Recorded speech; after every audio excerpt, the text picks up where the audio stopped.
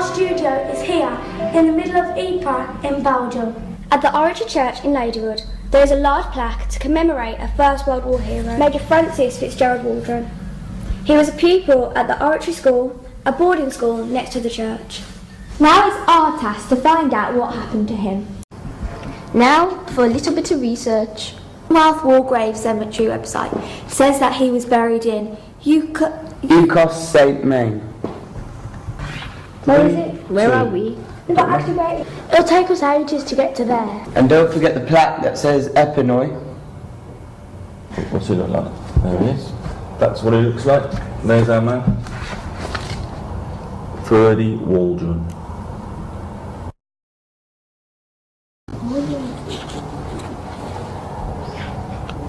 This picture actually shows us is quite interesting because he crash landed behind German lines and the Germans partly reconstructed his plane. This is a famous picture which was taken in 1914 at Montrose, which is where the squadron was based before the war.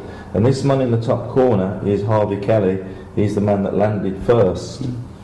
And Waldron is this man down here, look. Sitting next to the really big man, who was a man called Burke, who was in charge of the squadron. 100 years ago to this very day, planes like this landed here.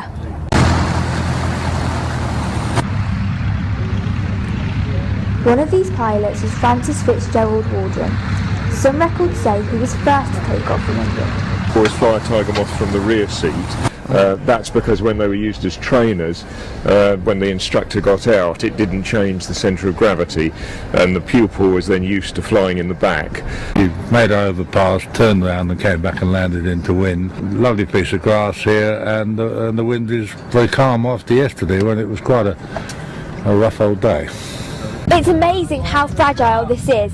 It's just wood and fabric, and it could easily get torn to pieces. The normal cruising speed is 80 miles per hour, 72 knots. The maximum speed is 139. Right, so if you pull the stick back to get the nose up. Isn't it amazing that 100 years ago, a man from Ladywood ended up on this very spot? On the day he was killed, Francis Fitzgerald Waldron flew over this village in this direction. As he flew over, his plane crash-landed in the fields over there. He was picked up by the Germans and taken to a village called Amiens, which you can see in the distance. Sadly, Waldron died of his injuries, and the Germans buried him next to this church. This is the church that's on the plaque. We now know that he was dug up and taken to a Commonwealth War Grave Cemetery, which is a few miles away. Let's go. It's here, this is it. Now we've finally arrived at the cemetery. Now all we've got to do is find out where his grave is.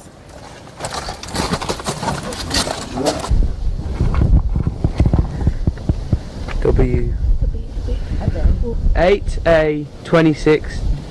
It's been a long day, but at last we find his grave. Thank you, Francis, for all your effort for saving our country. Isn't it amazing that someone from our school could achieve something like this? Major Francis Fitzgerald Waldron, 19th Hussars, Royal Flying Corps, 3rd July 1916, aged 29.